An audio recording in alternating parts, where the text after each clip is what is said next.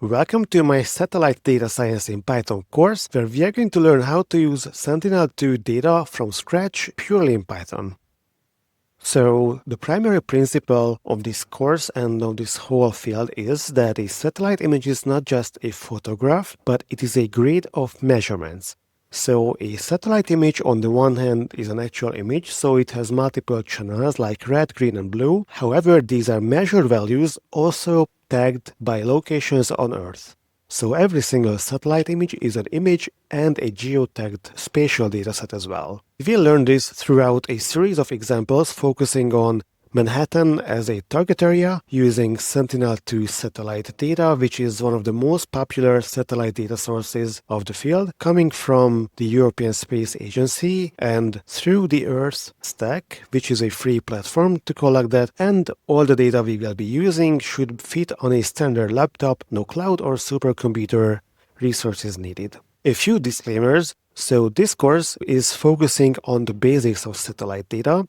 So it's not covering any additional or complementary remote sensing data like SAR or LiDAR or hyperspectral.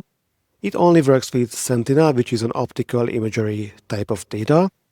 And we won't do any deep learning, no CNNs, no UNets, no patch classification.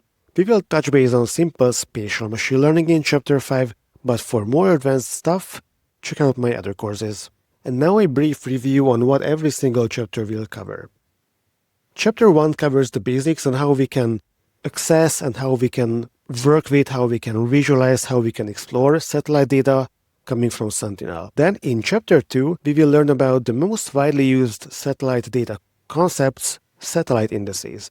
Here we will learn about how to use satellite indices, combining different satellite band measurements to highlight and isolate different signals, for example, covering vegetation, water, and built-up area. Then in Chapter 3, we are extending these concepts to the temporal dimension by collecting, cleaning, and analyzing historical time series of satellite data.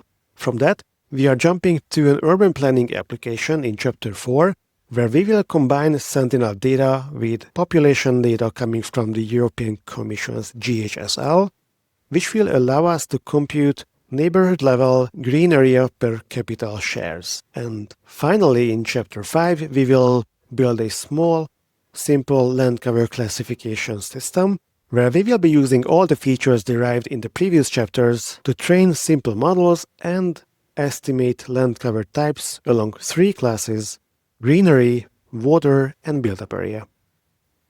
And now, let's move on to the technical setup.